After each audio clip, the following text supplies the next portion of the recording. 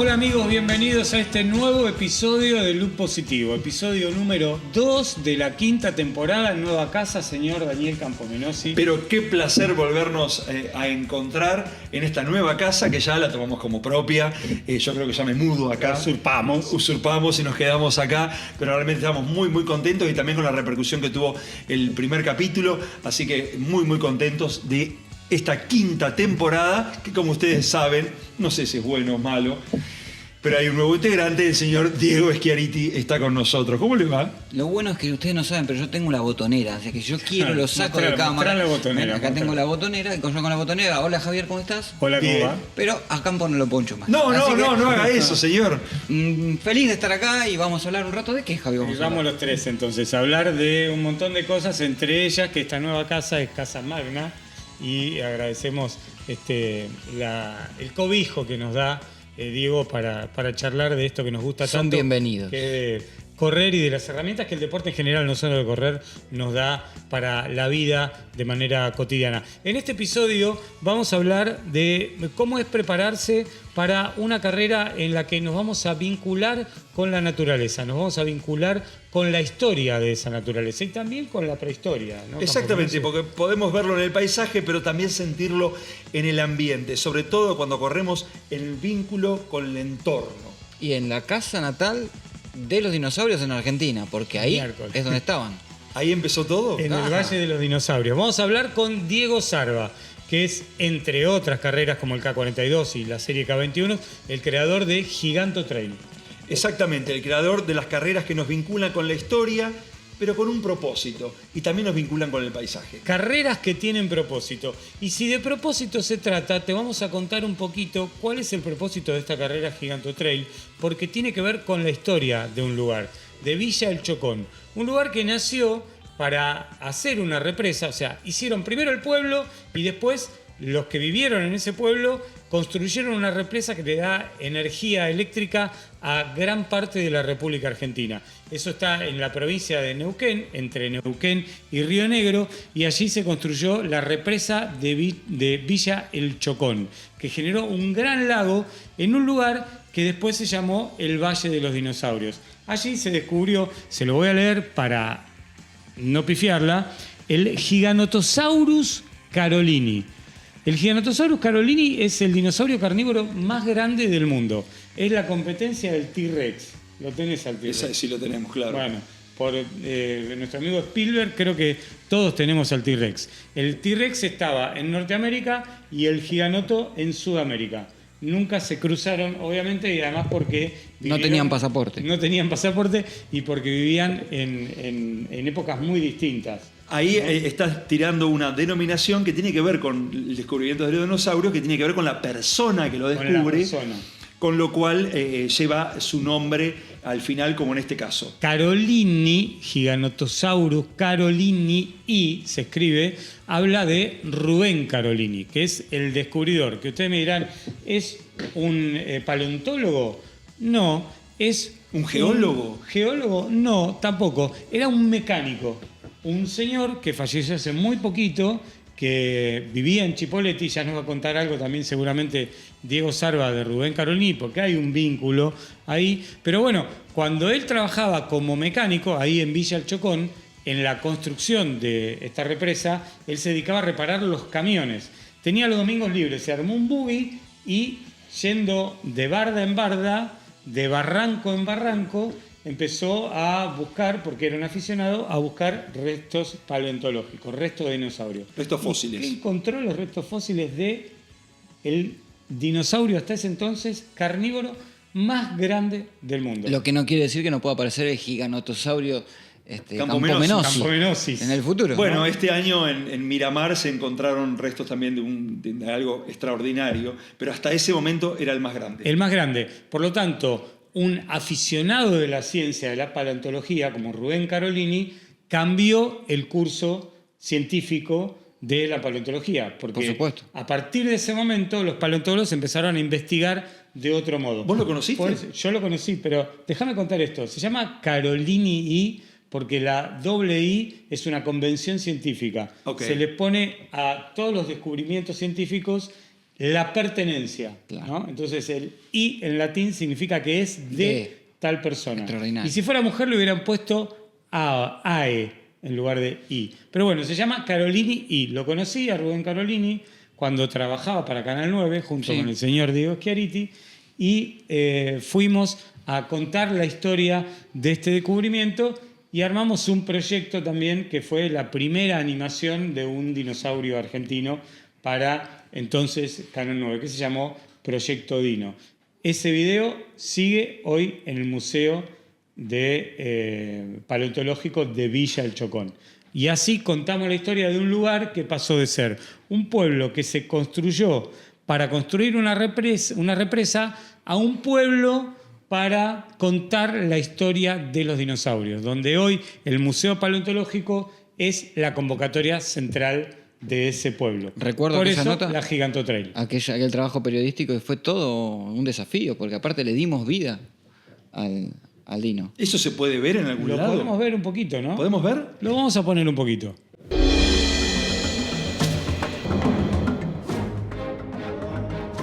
En el final de esta historia, la tecnología, la imaginación de un hombre y la creatividad de 3 jóvenes quedarán unidas. Y el resultado será un viaje al pasado, 90 millones de años atrás.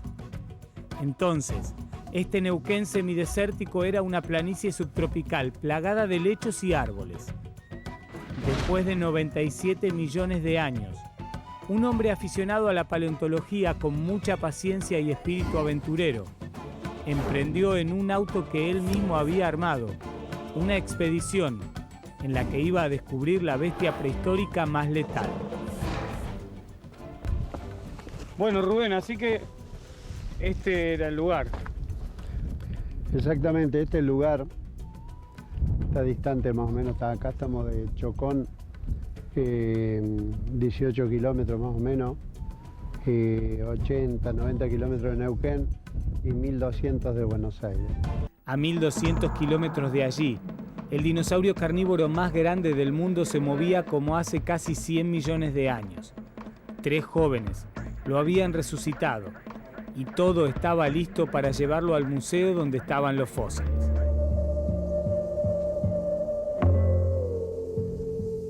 Con los integrantes del Proyecto Dino en Neuquén, la animación del Giganotosaurus Carolini ya era de interés provincial y municipal.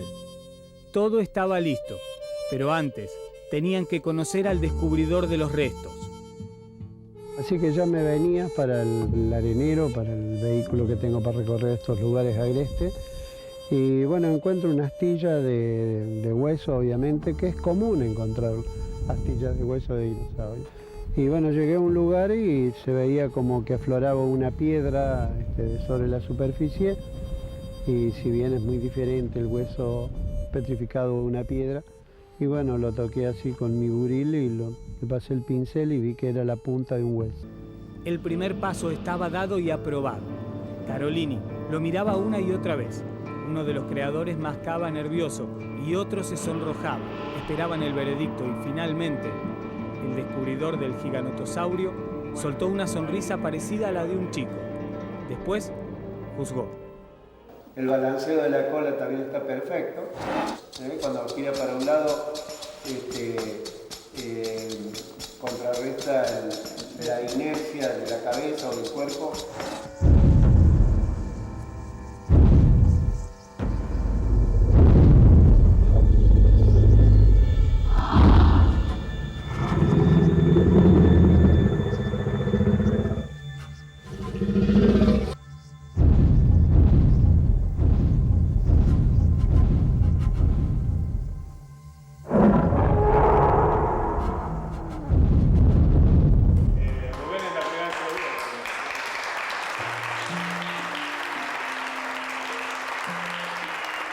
Ustedes 3 son los primeros que lograron hacer resucitar al Giganotosaurus Carolini que vuelva a caminar.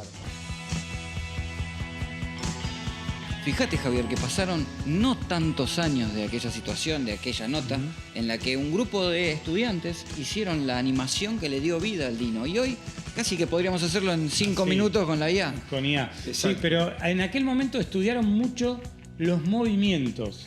A partir de el esqueleto, que son los restos fósiles, los chicos se dedicaron, y en conversaciones con Rubén Carolini y con paleontólogos que los asistieron, se dedicaron a investigar La los fisiología, movimientos. claro. Porque el movimiento de las articulaciones caracterizaban un movimiento. Y supongo que eso también tiene que ver con la velocidad de desplazamiento. Para de vos, este bicho. Spielberg. Para vos, Spielberg. Sí, y además me resultó, yo vi el video, la cara de Carolini cuando lo ve la animación y él aprueba. Así yo me lo imaginé, dice, o algo parecido, y eso me pareció que el trabajo estaba realmente muy bien hecho. Quizá, no sé si se dio cuenta, pero encontró algo que llegó a tener 8 toneladas cuando estaba vivo. Ese movimiento que tenía tiene características que permiten un desarrollo de velocidad. Bueno, digamos que no tanto. Podía correr entre 40, como máximo 40 kilómetros por hora. Aspecto fisiológico del asunto. Pero teniendo en cuenta que era un animal de 12 metros de altura, su zancada era bastante larga. La cola era la que permitía el equilibrio, es decir, sin la cola, y arrastrar esa cola tampoco era tan divertido ni tan cómodo. La realidad es que lo podríamos comparar, a pesar de que parezca poco probable, con el león. ¿Por qué? Porque no son animales que tienen de la velocidad o del desplazamiento en largas distancias una de sus virtudes, pero sí el sprint táctico. O sea, eligen el momento. Moverse rápido. Eligen el momento para ejercer velocidad y atacar con precisión. La diferencia es que el gigantosaurio era letal, violento en su mordida. Te enganchaba y... Y no había segundas oportunidades. A diferencia del león, que generalmente mata por asfixia. Ahora, lo más interesante es que sí podríamos compararlo con el hombre. No claramente por su tamaño, ni por su capacidad de desplazamiento, pero sí en la dinámica de movimiento. Y podemos ejercer una diferencia que nos pone en el lugar en la que estamos, digamos, en la evolución. Que es que nosotros podemos correr sostenido en el tiempo, cosa que ni el león ni el gigantosaurio podían hacer. Ahora, en una hipotética carrera con el tiranosaurio Rex, probablemente el tiranosaurio Rex prevaleciera, porque además tenía una capacidad de ataque muy superior. El gigantosaurio era violento en su ataque, pero el Rex era como más sutil, ejercía mejor los movimientos para que el ataque fuera certero. Esa dinámica de movimiento, también es comparable con la dinámica, con nuestra dinámica de carrera, ¿no?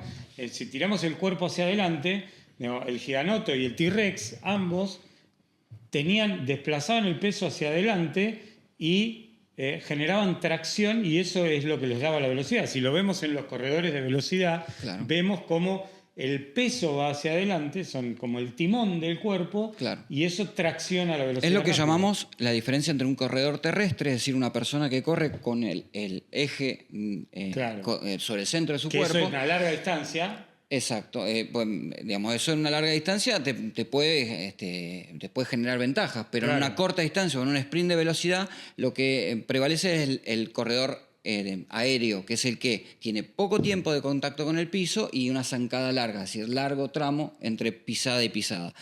Pero lo interesante es que si lo pensamos, como te decía antes, con el león o con un felino, lo que hacen es correr en el primer tercio plantar, es decir, lo mismo que el gato doméstico, digamos, está parado sobre la punta de sus dedos. Y eso, a la hora de ejercer una rápida explosión de velocidad, le da una ventaja competitiva. Claro, tiene una dinámica de despegue muy rápida. Explosivo. A tenerlo en cuenta en entrenamientos. Totalmente. Aunque sea en un pueblito. Otro tema a tener en cuenta ahí es la regulación térmica que hablaste recién. El hombre Claro. puede lograrlo. Los animales mueren por hipertermia, por eso el hombre en la prehistoria los podía alcanzar, porque podía correr largas distancias, el animal se cansa, tiene que frenar, y ahí es donde podían llegar a cazarlo. Ahora, yo pensaba, Villa El Chocón, es un pueblito de 1.500 habitantes. Digo yo sin ofender a la gente de Villa El Chocón, 1.500 supuesto. habitantes. Es un pueblo. Entrenar en un pueblo, ¿no? Incluso tomando esto, haciendo sprint y uno mirándose, viéndose desde afuera en el sprint, tirando el cuerpo hacia adelante, inclinando, haciendo los skipping A, skipping B. Quien entrena sabe de qué se trata, llevar el talón a la cola o llevar la rodilla al pecho.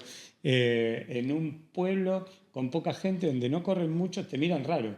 ¿Te tocó, Dani? Sí, me tocó cuando viajaba mucho trabajando con Sorpresa y Media, por ejemplo, que recorríamos todo el país, y he estado en muchos pueblos o en muchas ciudades chicas, como por ejemplo La Rioja, la ciudad de Todos los Santos de la Nueva Rioja, así se llama. Espectacular. Tuviste que anotar el Sí, nombre. porque cuando yo estudié geografía no le decíamos así, decíamos La Rioja.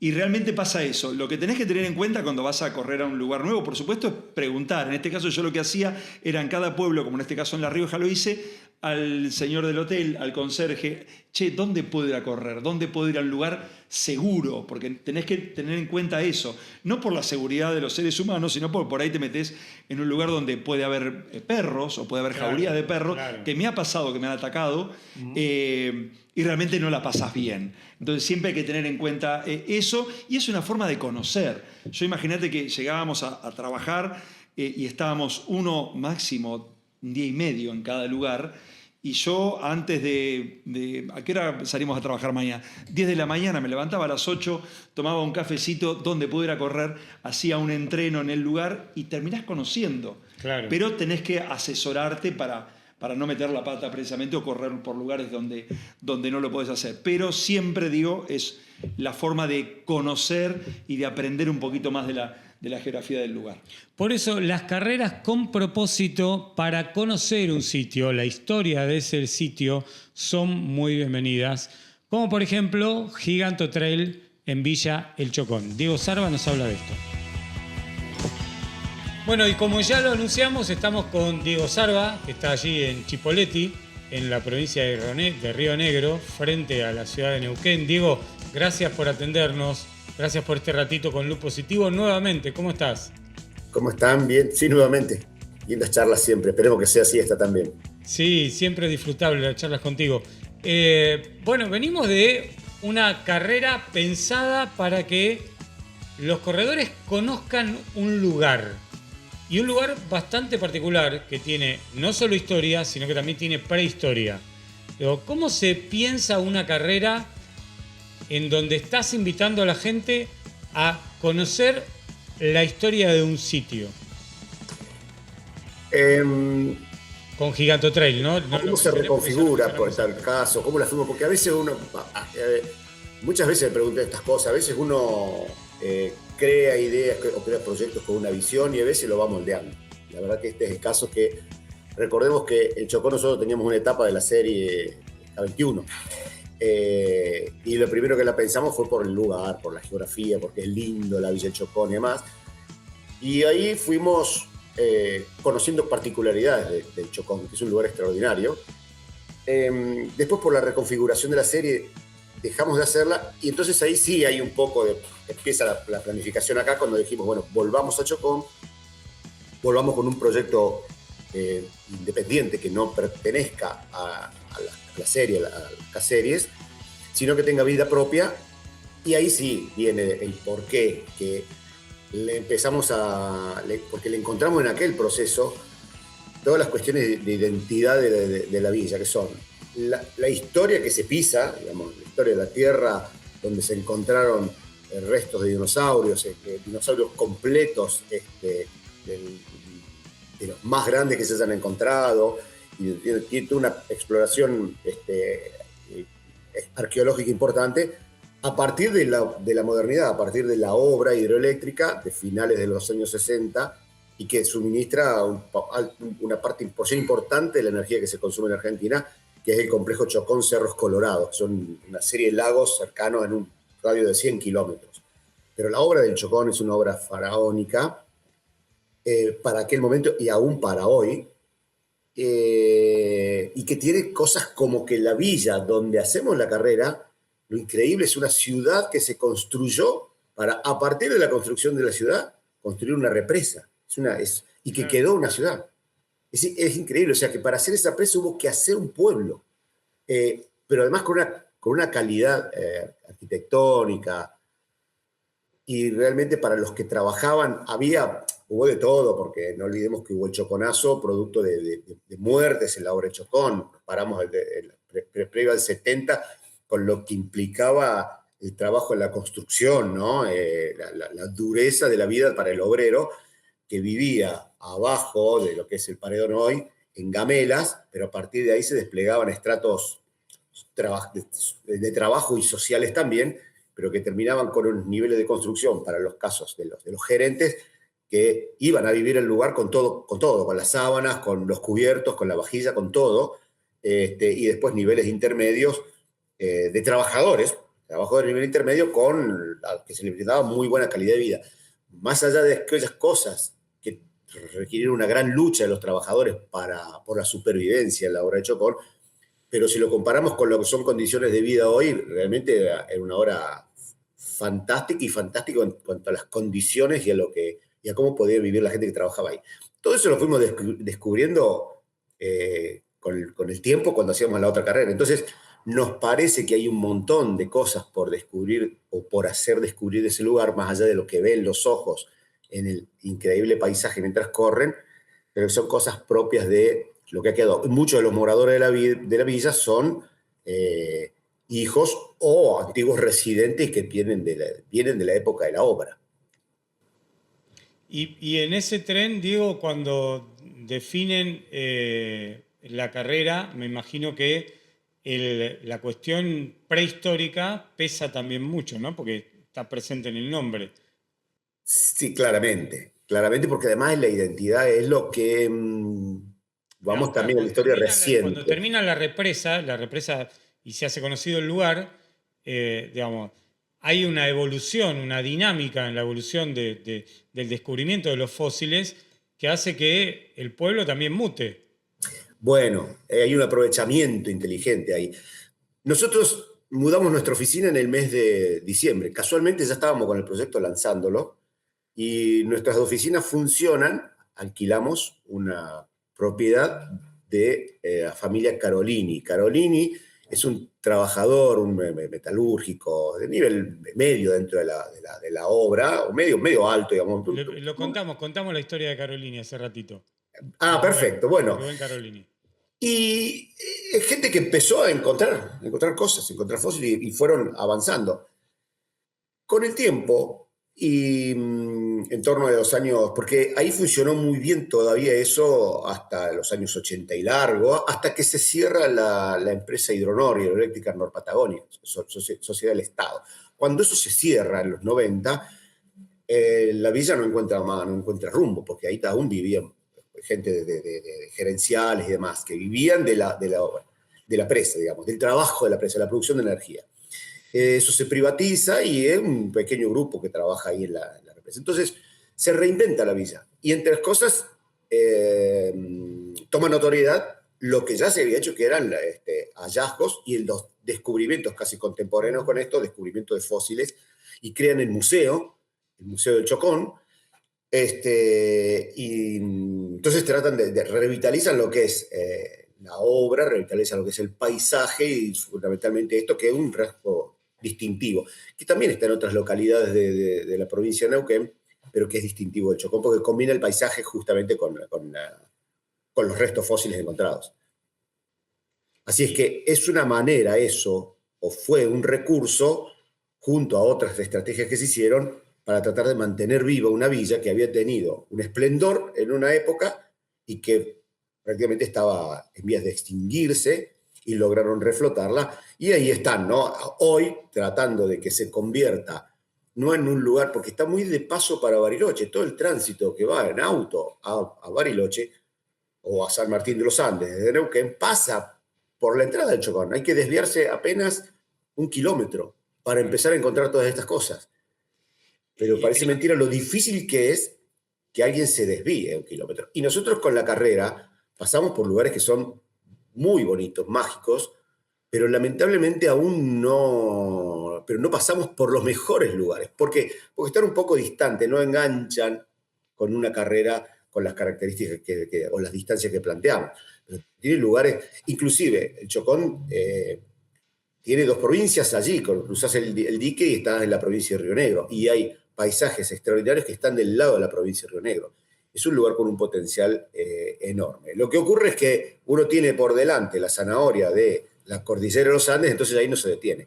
Pero para los que nos escuchan realmente, es un lugar para hacer una parada, al menos de un día en ese viaje tan largo, los que vienen de Buenos Aires, y conocer esto que en cualquier otro lugar del mundo sería un recurso turístico muchísimo más explotado. Bueno, ese es el privilegio, Diego, que tenemos los que corremos y también los organizadores, como en este caso vos, que nos llevan a lugares y nos hacen sentir y vivir cosas que no podríamos de otra manera. Como vos decís, pasás de largo, ni entrás, y es 1 kilómetro nada más. Y una geografía a pesar de que se ve desde la ruta el lago. A pesar de que se ve desde la ruta, una geografía totalmente diferente, y es el que descubre, el corredor que descubre el trail, que empieza a meterse en el trail, que es lo que quiere, ¿no? Ver siempre nuevos lugares, a pesar de que hay lugares que vamos siempre, como por ejemplo el K42, que ustedes son organizadores, o el K21 de Tandil, o Villa Pegüeña, lugares que uno vuelve porque sabe lo que va a ver y le encanta. También le gusta descubrir nuevos lugares, y creo que la Giganto Trail va a ser una carrera que se va a convertir como en un clásico después de esta primera edición que tuvo. ¿Cuál fue el balance para ustedes de esta primera edición?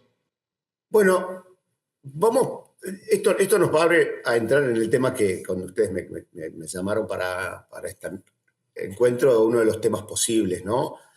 La carrera fue planeada como una carrera mediana, en un momento, en una época del año, para que convivan el deporte con la actividad de un fin de semana, con el agua, con la convivencia con los últimos días cerrando el verano.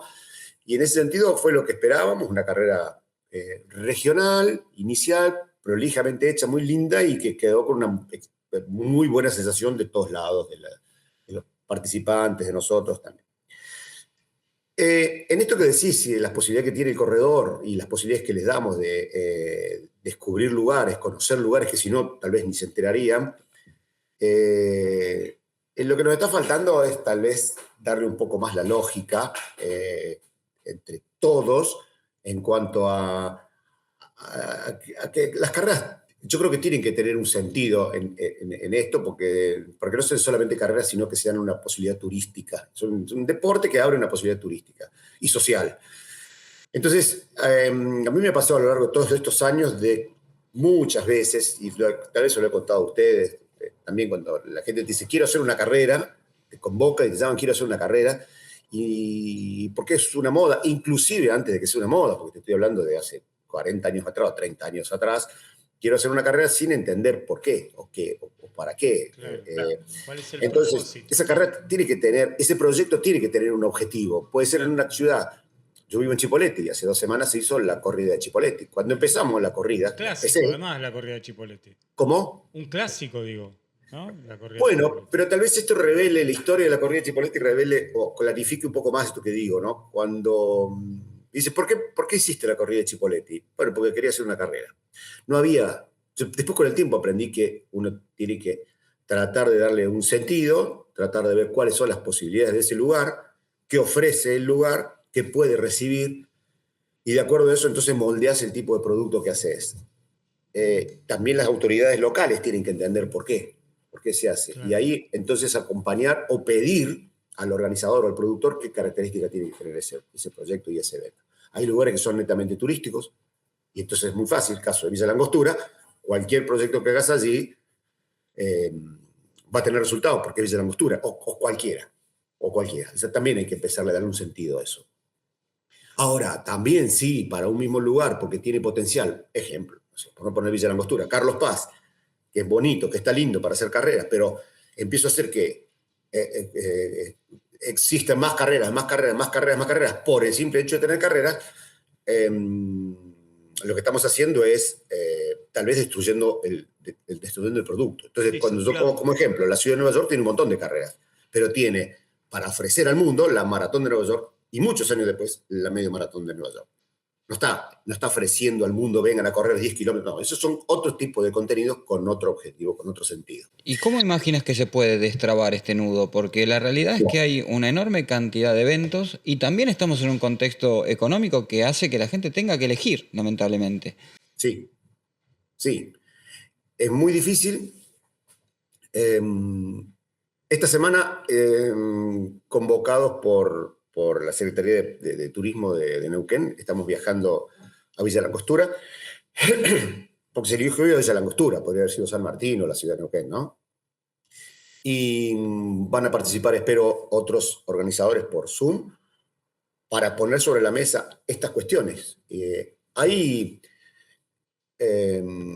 Difícilmente pueda ser ordenado libremente y desde las propias organizaciones, porque hay intereses muy diversos. Sí, claro. Entonces acá tiene que haber se entendería que esta lógica hay quien debe entenderlo por fuera de los intereses de los organizadores y que son las autoridades, de los intendentes, las autoridades del turismo, las autoridades del deporte, y tratar de dar una lógica, porque a veces no tiene sentido que haya esfuerzos desperdigados a pocos kilómetros de distancia con 2 carreras en un mismo fin de semana disputándose ese público, que como vos decís, ha crecido mucho, pero no tanto como la cantidad de carreras. Y acá las que menos parecerían ser afectadas son los proyectos grandes, pero los proyectos medianos a chicos, o los chicos primero, no crecen y demandan recursos, y los proyectos medianos empiezan también a verse afectados. Entonces, yo creo, en particular,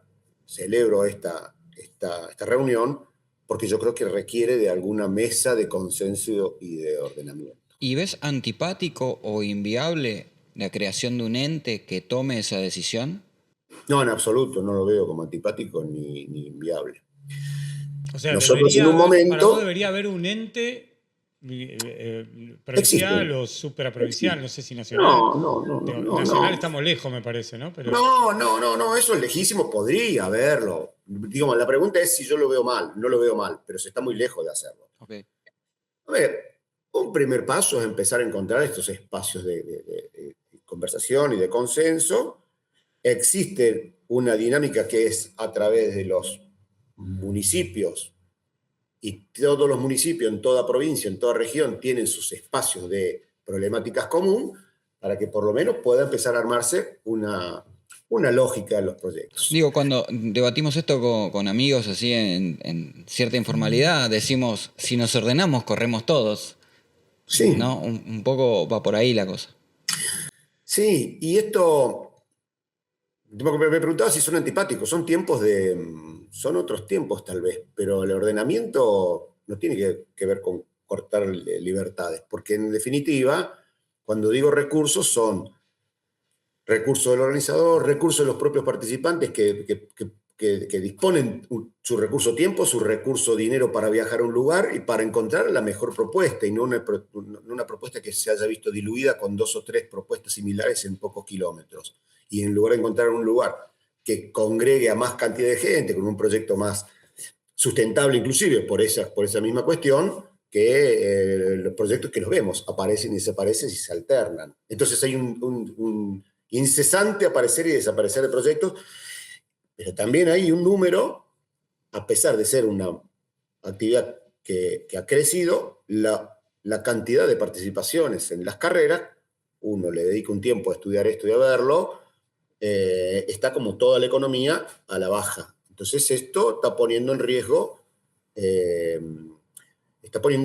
una parte importante de la industria, que es la de los eventos. Claro, hay un triple perjuicio ahí, Diego, porque el triple perjuicio es para organizadores, para corredores y para autoridades. Digo, las autoridades tienen que poner infraestructura, eso demanda recursos oficiales para un evento que en tal caso tiende a achicarse por esta superposición de carreras. Los organizadores trabajan a pérdida y además, habiendo tantos eventos, los corredores tienden a inscribirse a último momento y eso le quita calidad también al evento, porque el organizador no puede prever con tiempo los recursos necesarios para hacer una mejor producción, entonces el corredor se arriesga incluso a que el evento vaya perdiendo posibilidades de tener una mejor calidad. Es como una especie de, ¿viste?, círculo vicioso que es difícil encontrar el corte. Un loop negativo. Un loop negativo, tremendo. No hace falta que agregue nada a tu diagnóstico, es tal cual.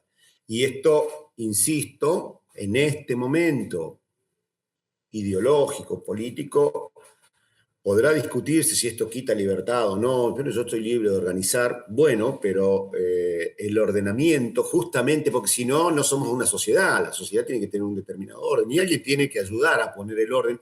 Y poner el orden no significa ser ni imperativo, ni dictatorial, ni ni imponer cosas. Significa que, bueno, vos podés contar, hacelo si querés, estás en libertad, pero no cuentes conmigo en esto porque yo estoy, digo, desde el rol de estos que debieran tratar de armonizar, estas instituciones, organizaciones que debieran organizar, llamo municipio en este caso, debiera tener alguna lógica. Volviendo al caso de Cipolletti, Cipolletti tiene la corrida de Cipolletti y tiene otros proyectos más pequeños, pero tiene muy claro que su eje, su centro es ese. Las conducciones, lo conozco muy de cerca esto, porque prácticamente lo parí, lo viví, trabajé casi 30 años, y siempre digo que esto es un modelo de organización desde un municipio, con empleados municipales, con estructura municipal, con un modelo organizacional de calidad organizativa, de uso del recurso como lo haría, o como pocos privados podemos hacerlo. Entonces, no es que hay un sector, un Estado que siempre es bobo y que nosotros en la iniciativa privada podemos resolver esto, sino que existen algunos modelos, algunos ejemplos de Estados que funcionan de manera inteligente y que dicen, en cuanto a carreras, mi principal foco está en esto, que es una vez en el año.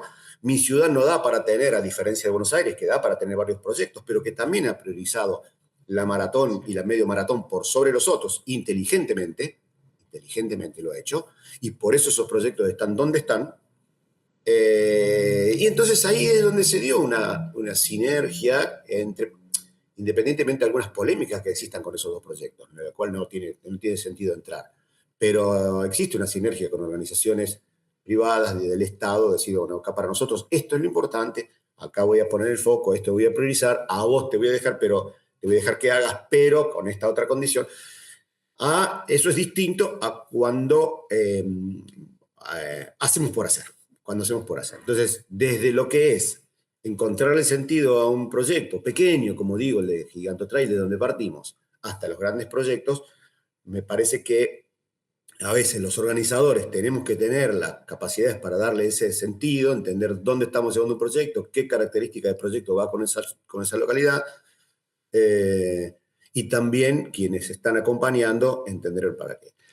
Yo creo en esto siempre, y perdón, que también lo he manifestado en otras conversaciones con ustedes, cuando hablábamos del desarrollo de las carreras de trail y de las distancias, y de por qué emular y copiar proyectos todos con la ultradistancia, y lo que digo, hay algunos que inteligentemente ganaron de mano, como puede ser el Patagonia Run con su proyecto de ultradistancia en San Martín de los Andes, y ese lugar está ocupado y tenemos que cuidarlo. Entonces hay que a veces replicar por replicar, alguien tiene que tratar de darnos, nosotros tenemos que tratar de dar lógica, y otros, si no lo hacemos nosotros, tienen que tratar de que esto tenga una lógica. Crear cosas nuevas, muchachos. El tema, claro, el tema del franquiciado por ahí también es una discusión, ¿no? Porque se importan franquicias. Bueno, estamos hablando de la franquicia UTMB, para decirlo claramente. Hace un tiempo yo tenía una charla con el organizador de Andes Race en Perú, que me decía, me comuniqué con la gente de UTMB y estamos viendo y no sé qué. Y entonces yo le decía, pero estás importando una franquicia de los Alpes cuando vos tenés los Andes. Es raro, ¿no? Independientemente de si está mal o está bien, no me voy a meter en eso de hacer UTMB en otro lugar que no sea el Monte Blanco, que es donde se origina. Pero en ese mismo lugar, lo traigo a cuento, digo, porque en ese mismo lugar, en Chamonix, digamos, hay una carrera que es un evento internacional al que ese lugar apuesta, y que Chamonix se hizo famoso por ese evento, no por otra cosa.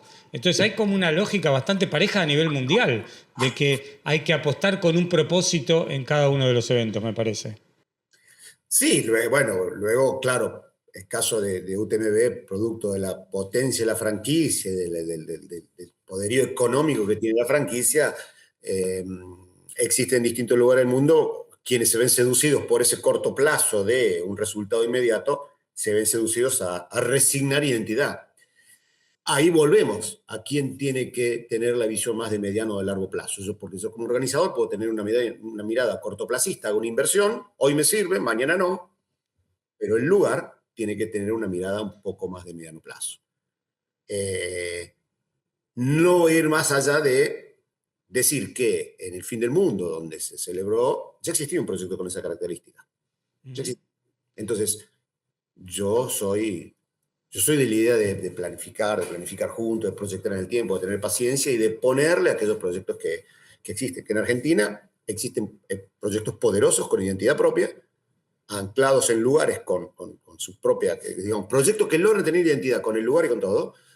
Y nada, soy amigo de sostener esos proyectos. Bueno, hasta ahora no te hablé de ninguno de los míos, pensamos te hablé de otros.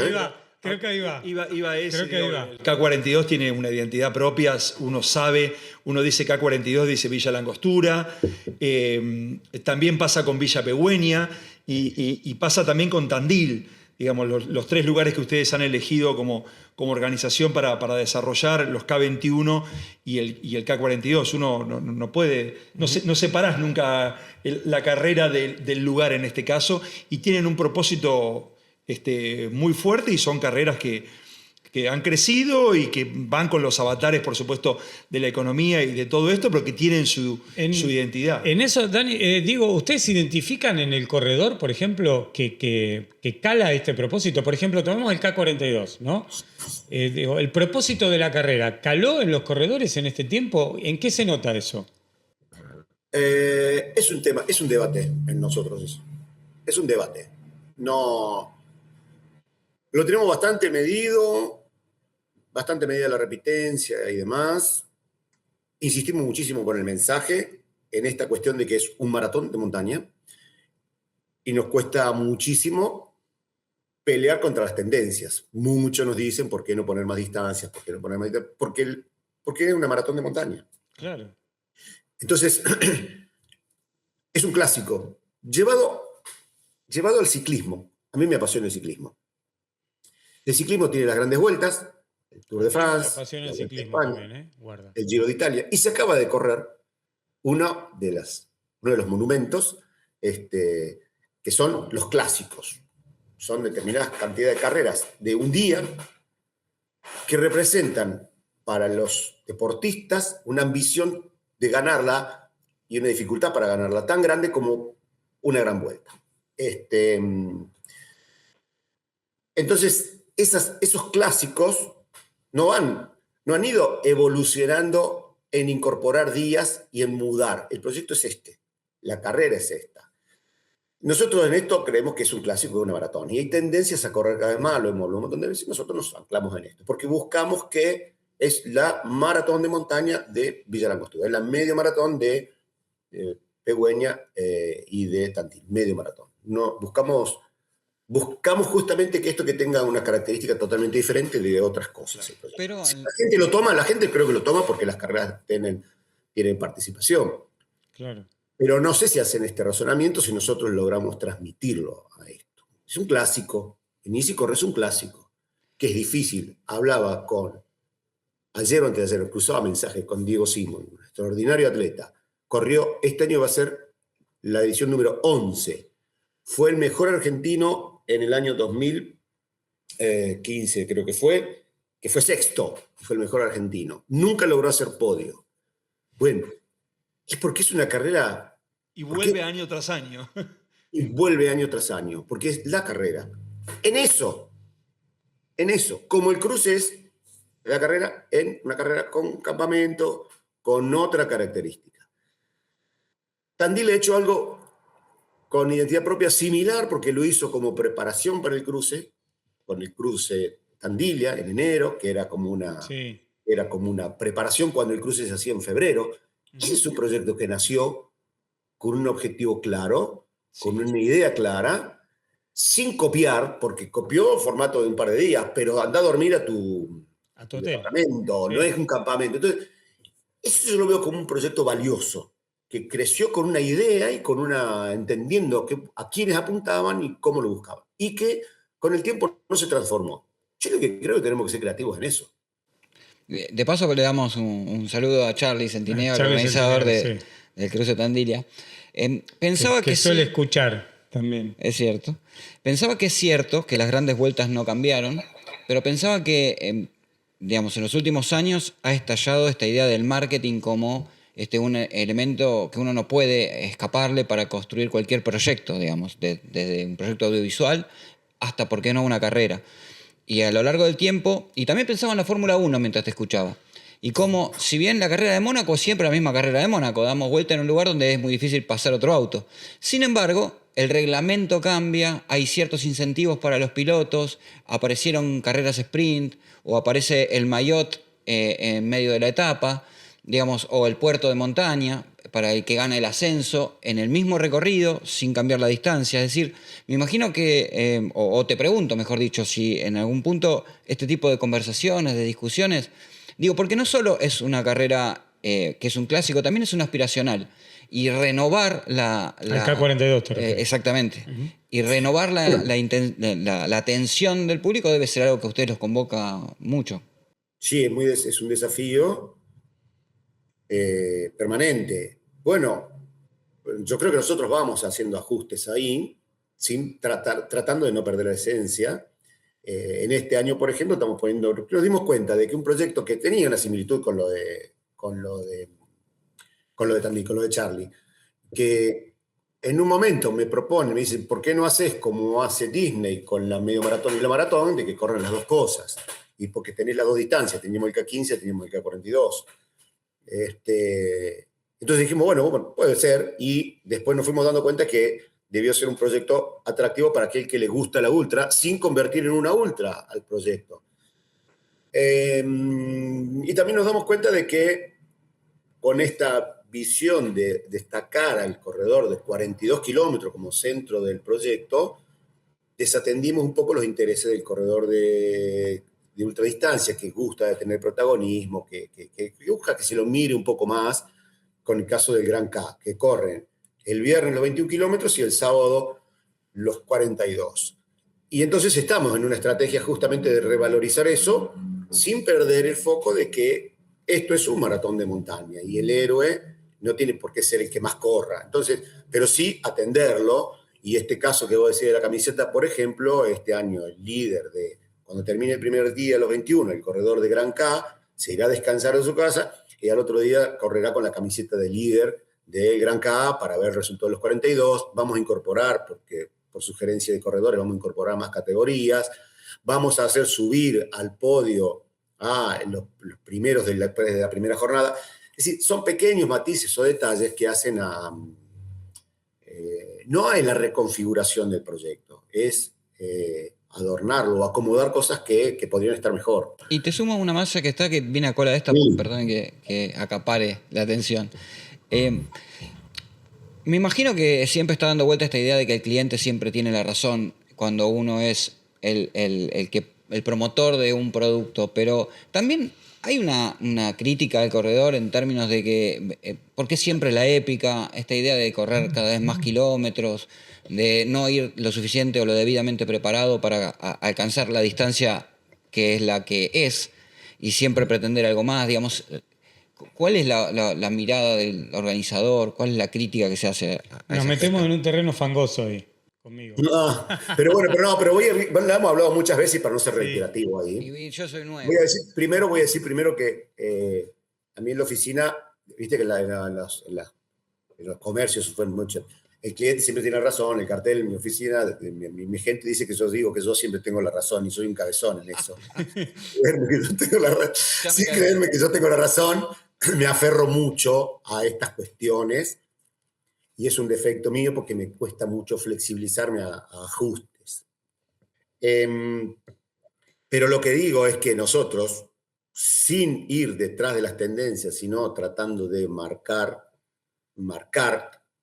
tendencia, marcar camino, a esos corredores lo que le decimos es, cuando vas detrás de la épica por la distancia, nosotros le decimos anda detrás de la épica con correr este clásico, que es muy difícil, que no es duro, que es difícil, que no es lo mismo que duro, porque duro te pongo que subas 5 veces para arriba y para abajo y que te vas a terminar arrastrando, que es durísimo. No, esto es difícil, hace falta estrategia, hace falta correr, hace falta poder subir, hace falta tener la cabeza muy clara para llegar al vallo y tener la fuerza para subirlo y no habiéndolo gastado antes. Es difícil. Eso es complejo. No estoy menospreciando el que corre más distancia, lo que estoy diciendo es que esto es tan difícil como correr una ultradistancia. Entonces, anímate, te pongo ese desafío, vení a correr los 42 kilómetros. Y si sos corredor de ultradistancia, es ultra difícil correr el Gran K, porque te pongo a correr 21 kilómetros que te llevan de la oreja, y vos lo sabes muy bien, te llevan de la oreja porque no estás corriendo todo, con todo lo mismo. Te estás corriendo con tipos que corren ese día y después se fueron de fiesta. Claro. Tenés que levantar el otro día y correr los 42 con tipos que están frescos del día anterior y te llevan de la oreja y tenés que administrar.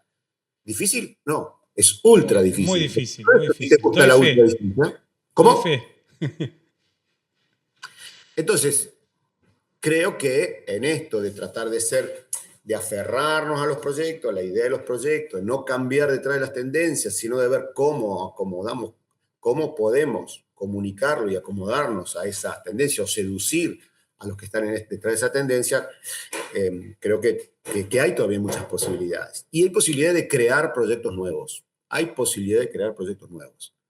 Y si no la hay más porque, volviendo al origen, si los lugares más bonitos ya están agotados, si el calendario ya está saturado, bueno, pues habrá que esperar a que crezca un poco, porque lo peor que podemos hacer es saturar de cosas repetitivas, reiterativas, copiadas de la otra, y encima que se sucedan todos los fines de semana, porque vamos a matar a la gallina de los huevos de oro, que es esto del corredor seducido por cosas que sean interesantes, que me despierten intereses distintos.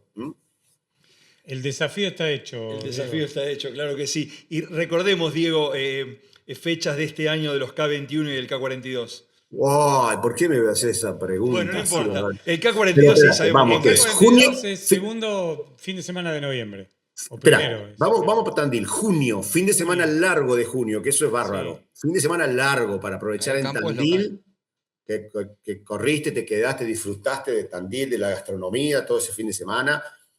Especial para la escapada de los grandes eventos de allí. Luego, en el primer fin de semana de septiembre es... K21 Villa Pegüeña. Villa Pegüeña. Carrera con nieve, carrera de nieve. Carrera de nieve que tuvimos la suerte de correr y de disfrutar. Un lugar que yo ahí no conocía absolutamente nada. Sí, no. Y descubrí Villa Pegüeña, Moquehue, toda esa zona realmente maravillosa. De Tandil también hablo, bueno, soy tandilense, ¿qué voy a decir? Cállese de Tandil. Dame un segundo de Pegüeña, porque es mágico en su paisaje, porque esos bosques de Araucaria, que no es el bosque de la Cordillera Sur, ni la Cordillera Pelada del norte neuquino, sino bosque de Araucaria increíbles, milenarios, territorio mapuche, vas a poder ir y correr en territorio mapuche, en una comunidad mapuche organizada, distinta de la que nos hemos creado, del mapuche que se apropia, esta comunidad mapuche que trabaja, que tiene un centro de esquí, que lo desarrolla, que le pone mucho esfuerzo en trabajar y con la que se trabaja en una armonía extraordinaria, vas a poder vivir eso también.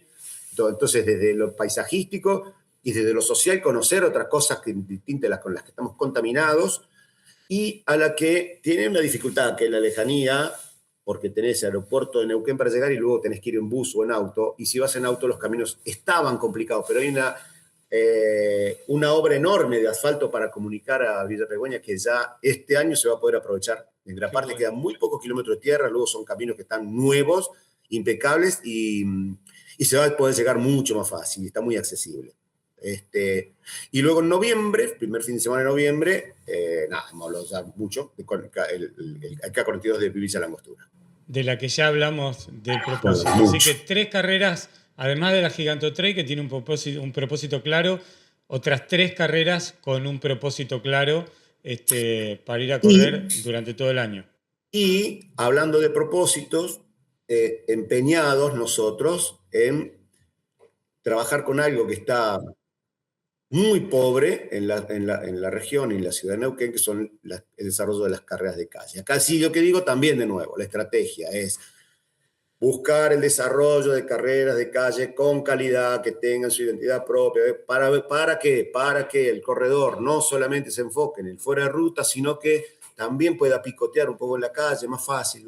Corrí y ahora ya llego a mi casa, me prendo el fueguito, me como el asado, estoy con mi familia, no implica viajes en estos tiempos donde viajar forma parte de las dificultades. Y además puede haber un público nuevo que simplemente le guste correr calle. Entonces tiene que ver con todo el desarrollo de la industria. Con el que va a vender zapatillas, que no solamente va a vender trail, sino va a vender de calle también. Diego, vos siempre decís que a un corredor de trail, aunque corra ultra distancia incluso, siempre le viene bien un 10K de calle para descarbonizar un poquito. Preguntarle a Nacho Reyes, si no, con el correr la corrida y es uno de los mejores corredores de Argentina de trail. Y así, a ver si tienen para aprender los corredores populares, como nosotros, que podemos vivir experiencias distintas. Podemos vivir muchas, tenemos mucho para vivenciar. Como no aferrarnos a corro 42, tengo 50 años, 60 años, yo corro 42, yo corro 150, ya 42 corto, yo 21 no porque es muy explosivo. Vamos chicos, vamos, vivenciemos, experimentemos. Diego, muchísimas gracias por esta charla de vuelta con Loop Positivo, siempre la disfrutamos mucho, pasamos por un montón de temas y esperamos que los corredores también la disfruten, y no solo la disfruten, sino que entiendan también un poquito del otro lado, ¿no? Que es lo que intentamos cada vez que hablamos con organizadores. Así que gracias y nos veremos pronto. Y un abrazo a toda la gente de Patagonia Eventos, que siempre tan bien nos reciben. Hasta pronto, chicos. Gracias. ¿Qué cuestión a tener en cuenta, no? El propósito de cada carrera. Uno va con un objetivo, con un propósito. El objetivo es medio de corto plazo, el propósito tal vez es más amplio, ¿no? Totalmente. Correr, conocer, disfrutar con amigos, aprender. Por lo tanto, lo que Diego nos dice tiene mucho sentido para quienes corremos. Total y absolutamente, y también esto que decía, lo que hablábamos, ¿no? De la saturación de las carreras y cómo buscar esos propósitos y que no sea toda una gran melange, porque también el corredor se termina a veces como confundiendo. La vida es demasiado corta para ir a un lugar y no llevarte algo, aprender de las personas, aprender de particularidades en la vida de ese lugar, aprender del lugar, de cómo costó o cuánto se tardó en construir tal hito geográfico, tal puente, digamos, todo es aprendizaje y desaprovechar la oportunidad es falta grave. Bueno, tal vez una buena manera de terminar este episodio de Loop Positivo es dejar la pregunta. ¿Cómo elegís tu carrera? ¿Cuál es tu propósito? El objetivo es chiquito. El propósito en general, ¿cuál es? Dejanos comentarios en las redes o en cada una de las plataformas que veas o que escuches este podcast. Está en todas, incluso ahora en YouTube. Si no, en Instagram, @loop.positivo. Ahí sumate y te vas a enterar cada uno de los episodios que estrenamos. Nos encontramos en la próxima. Nos quedamos charlando. Chao. Claro que sí. Yo quiero ir a correr